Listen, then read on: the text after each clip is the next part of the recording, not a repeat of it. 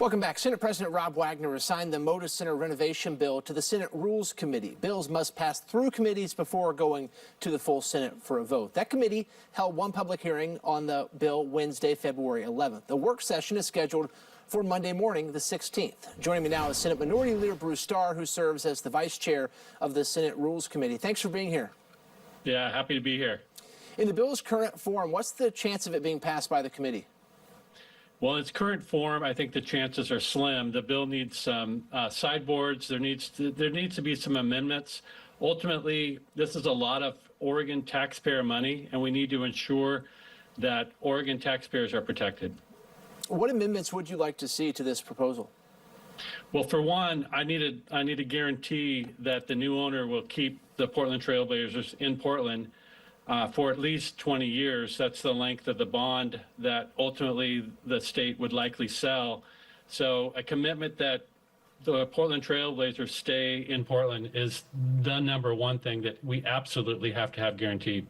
The team, and it seems like the legislators who are working on this bill, seem to think that commitment would come in a lease. You would like to see it actually in this bill creating the Oregon Arena Fund? Absolutely. We need to have an ironclad guarantee in statute in the bill that that we're in the process of passing in this legislature. I as a legislator ultimately potentially will vote for this. I got to have it in the bill itself. What are you taking away from Wednesday's hearing on the bill? Well, ultimately, I think the case was made, and strongly so, by the proponents of the bill that in order for Portland to succeed and potentially come out of the challenges that are facing that city, maintaining the Blazers in Portland, I think, is key. And in the event that the Portland Trailblazers become, another city Trailblazers, would not be good for Portland. And the case that they made, it's not good for Oregon. Ultimately, as a legislator that doesn't represent Portland, I'm looking out for the interest of Oregonians at large, those that don't live in the Portland metro area. I know this bill doesn't talk anything about how this project would be paid for.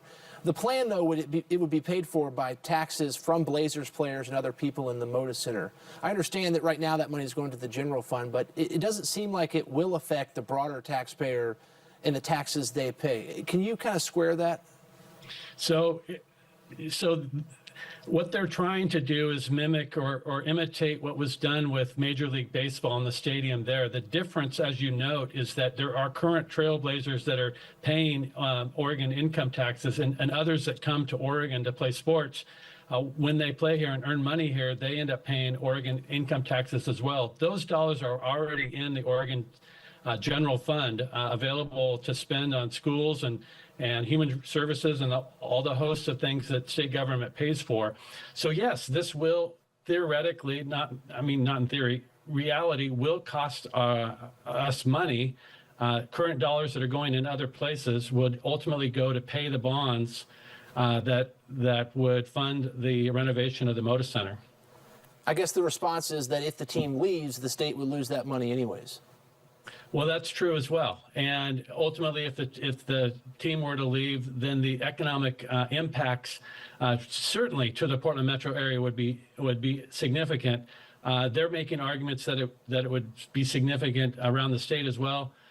I'm not sure that's necessarily the case. Clearly, it would impact the Portland metro area. As I understand, the Department of Revenue and the Legislative Revenue Officer are trying to come up with an estimate of the tax impact here. You mentioned the general fund. Do you have any idea what kind of hit the general fund could take by this? I don't know. I haven't seen the legislative fiscal impact statement that they will prepare for us. I have not seen that. I don't know. I really can't answer that question at the moment. What's the read you're getting from other members of your caucus? Do they feel similarly as you?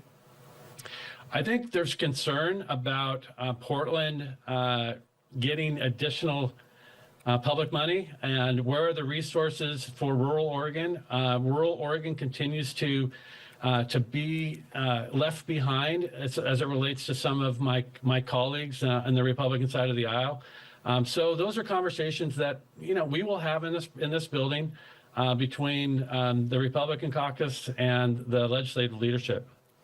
One of the great things about sports, for the most part, is that politics are not involved. You got Democrats and Republicans who can cheer on a sports team. What level of responsibility do you think the state should have in keeping a team like the Blazers in Portland, if any at all? Well, I mean, that's the debate. That's the question. As you look, last year there was bipartisan support for the Major League Baseball bill that potentially would help to build a stadium in the event that Portland was able to attract Major League Baseball. I think you can make a similar argument for the Portland Trail Blazers. Obviously, they are a staple in the Portland area. I grew up, cheering the Portland Trail Blazers, listening to Bill Schonely on the radio. So how that all plays out in the next couple of weeks in the state capitol, to a large degree, remains to be seen. What are your priorities heading into Monday's work session? Well, at this point, we got to see what is in the amendment that's coming forward. Again, from my perspective, it has to have a commitment, an ironclad commitment that Portland Trailblazers stay in Portland. I'd also like to see a commitment in the bill that there's going to be local resources, meaning city and county dollars. We don't want the state of Oregon bailing out the Portland metro area without the Portland, community, governments there having skin in the game. I think that's really important.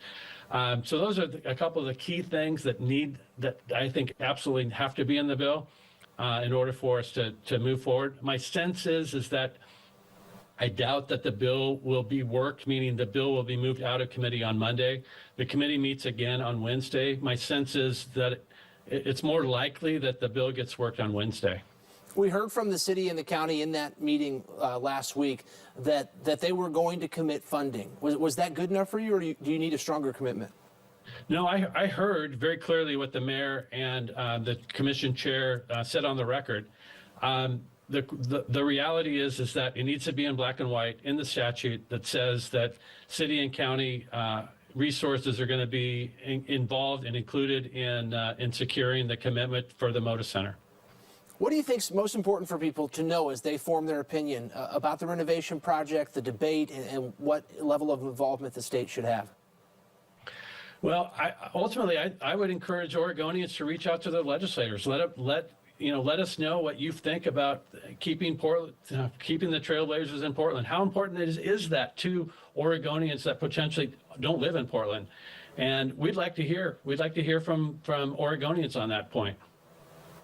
Senate Minority Leader Bruce Starr, who serves as Vice Chair of the Senate Rules Committee, thanks for being here. I'm happy to be here.